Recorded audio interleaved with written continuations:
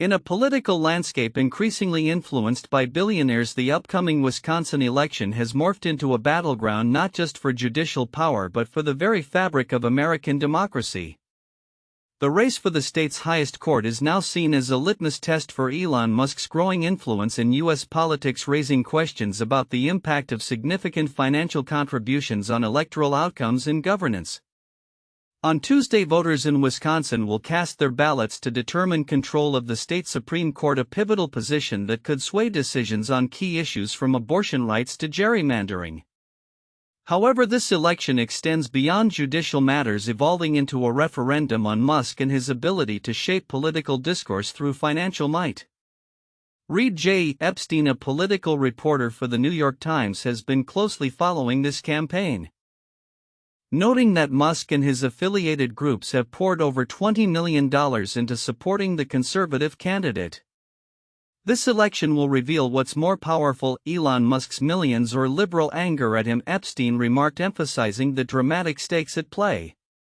Musk's recent activities in Wisconsin stem from a legal skirmish involving Tesla's interests in the state, where he has been seen leveraging his vast wealth to back candidates who align with his agenda. This strategy mirrors his previous political maneuvers, reminiscent of his tactics during the Trump administration, where he positioned himself as a key player in influencing policy and public opinion. The sheer scale of Musk's financial involvement has sparked significant debate about the implications of such money in politics. Critics argue that it undermines the democratic process, allowing a billionaire to bypass traditional campaign financing limits and exert disproportionate influence over elections. We're witnessing a new era where the voice of the affluent drowns out the average voter, cautioned political analyst Jessica Thompson. Advocates for campaign finance reform are using this election as a case study to illustrate the need for stricter regulations surrounding political donations.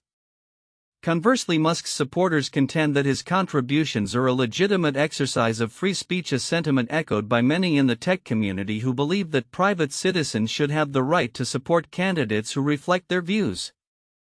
The outcome of the Wisconsin election could set a precedent for how financial power and politics intersect in future elections across the nation.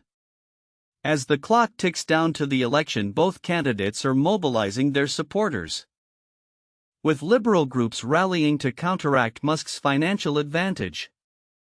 This election will not just determine the court's direction but whether we allow billionaires to dictate our political landscape, said Sarah Miller, a grassroots organizer. The energy and mobilization from both sides signal a heightened awareness among voters about the stakes involved. In the grander scheme, the implications of this election may stretch far beyond Wisconsin. The result could influence not only the political climate in the state but also serve as a bellwether for upcoming contests nationwide, especially as the 2024 presidential election looms on the horizon. If Musk's backing proves successful, it may embolden other billionaires to engage in similar political strategies, further blurring the lines between wealth and electoral power. As voters prepare to head to the polls, the question remains: will the voice of the electorate rise above the clamor of wealth? Or will this election mark a turning point in the saga of money and politics in America? The answer may shape the future of not just Wisconsin's judiciary but the very essence of democratic engagement in the United States. In a move that could reshape international trade dynamics, aides to former President Donald Trump have begun drafting plans for new tariffs aimed at various sectors, spurring a wave of concern among economists and industry leaders about the potential economic fallout.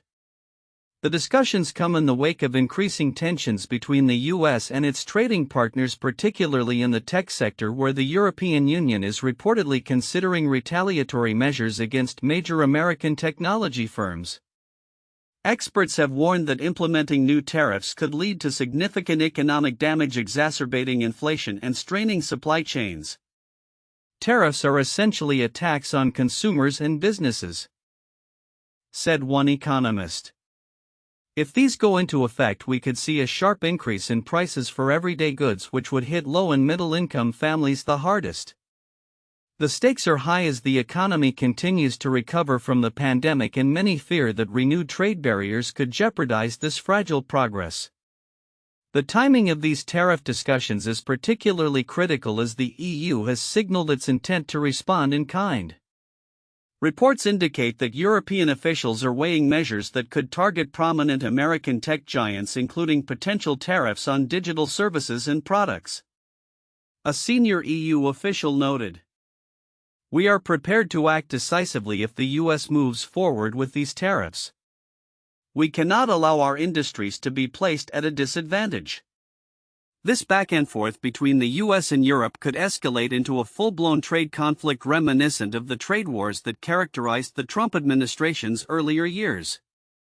Industry analysts argue that such conflicts typically result in a lose-lose situation where both economies suffer from increased barriers to trade. The long-term implications for the tech sector are particularly concerning, as many companies rely on global supply chains that are already under stress.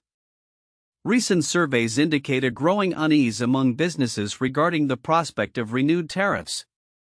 A survey conducted by a leading business association revealed that nearly 70% of its members believe that new tariffs would negatively impact their operations. The unpredictability of tariffs makes it incredibly difficult for companies to plan and invest for the future, lamented a spokesperson for the association. As discussions around tariffs intensify, the broader implications for the U.S. economy and its standing in the global market remain uncertain. With the Biden administration focusing on bolstering domestic production and addressing supply chain vulnerabilities, the introduction of new tariffs could complicate these efforts. Observers are closely monitoring how this situation will unfold, as any escalation could have far-reaching consequences not only for American consumers but also for international relations. Looking ahead, the coming weeks are likely to see further developments as both the US and the EU navigate these complex trade waters. The potential for negotiation remains, but with strong sentiments on both sides, the path forward appears fraught with challenges. As this situation evolves, stakeholders across industries will need to remain vigilant, adapting to the shifting landscape of international trade policy and its economic ramifications. April 2025 has ushered in a wave of significant developments across various sectors, highlighting the dynamic interplay between corporate strategies, market trends, and consumer preferences. One of the most prominent themes emerging from recent reports is the surge in mergers and acquisitions, particularly in sectors that have remained resilient despite economic fluctuations. The Wall Street Journal recently noted that the anticipated M&A boom is not just a fleeting moment but a reflection of strategic positioning by companies looking to capitalize on their strengths and expand their market reach. According to industry analysts, this uptick in M&A activity can be attributed to a combination of factors, including low interest rates, an abundance of liquidity, and a growing desire among firms to innovate and diversify their offerings. Companies are realizing that organic growth alone may not suffice in today's competitive landscape, said one financial analyst, emphasizing the urgency for businesses to adapt through strategic partnerships. In a related sphere, the food industry is undergoing its own transformation, as demonstrated by Chipotle's extensive quest for sustainable avocado sources outside of Mexico, a journey that has spanned 7 years. This initiative highlights the company's commitment to supply chain resilience amid geopolitical concerns and climate change challenges that threaten traditional sourcing routes. Chipotle's determination to secure a stable supply of avocados reflects broader industry trends where food brands are increasingly focused on sustainability and quality.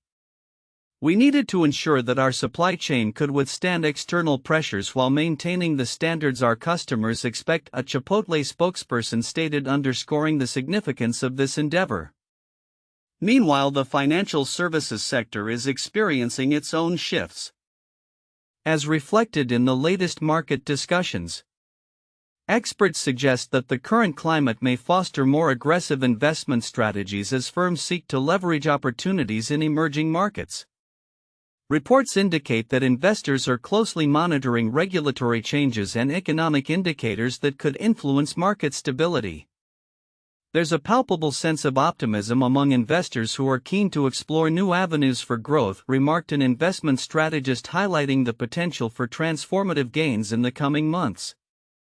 Compounding these trends is the recent announcement from the Health Department regarding sweeping job cuts, which is raising concerns about the future of public health services. As budgetary constraints tighten, many health organizations are re-evaluating their operational frameworks, potentially impacting service delivery and workforce morale. The decision to implement these cuts has sparked heated debates about resource allocation and the long-term implications for public health initiatives. We must prioritize essential services. But we also need to ensure that our workforce remains intact to meet the community's needs, said a Health Department official advocating for a balanced approach to fiscal management. Looking ahead, the convergence of M&A activity, supply chain reconfiguration, strategic investment endeavors, and public health challenges will likely shape the business landscape in the coming months. As companies navigate these complexities, their ability to adapt and innovate will be critical. Stakeholders across sectors will need to remain vigilant, not only to seize emerging opportunities but also to mitigate potential risks inherent in an ever-evolving economic environment.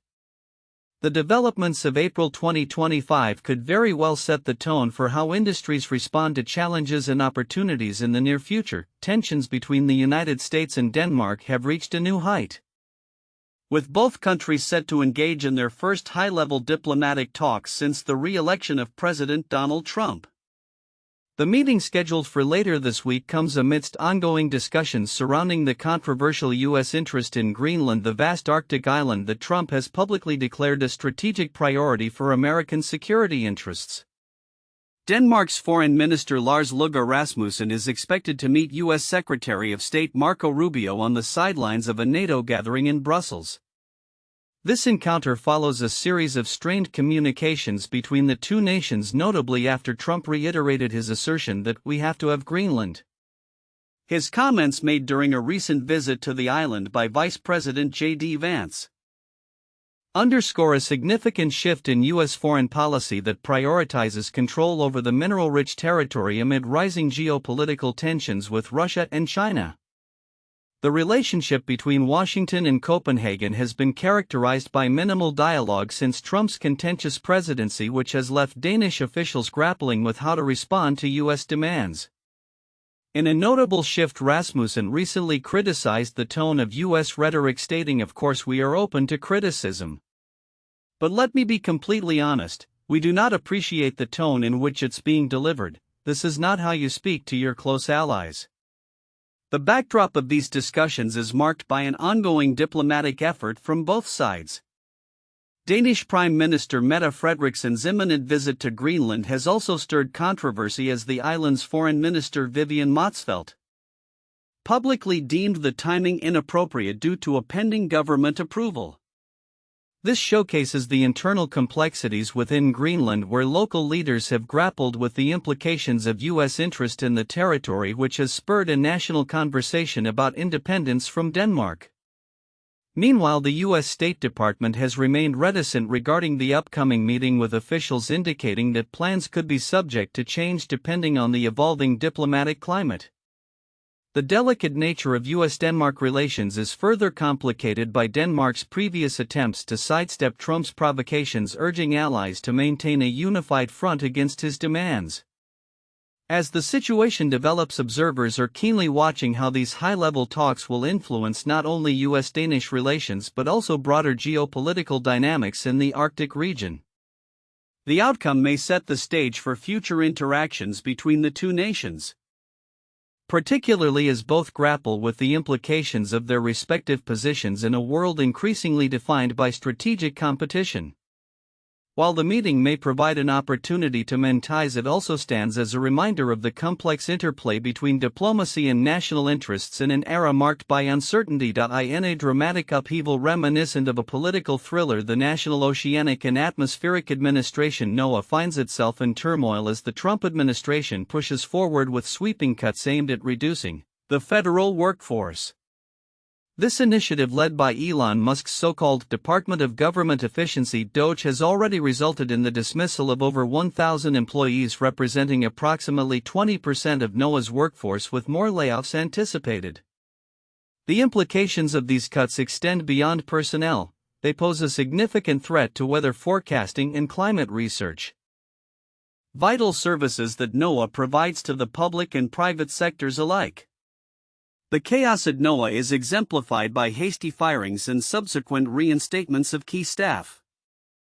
Notably, among those initially let go were 5 members of the critical Hurricane Hunter team responsible for monitoring severe weather systems.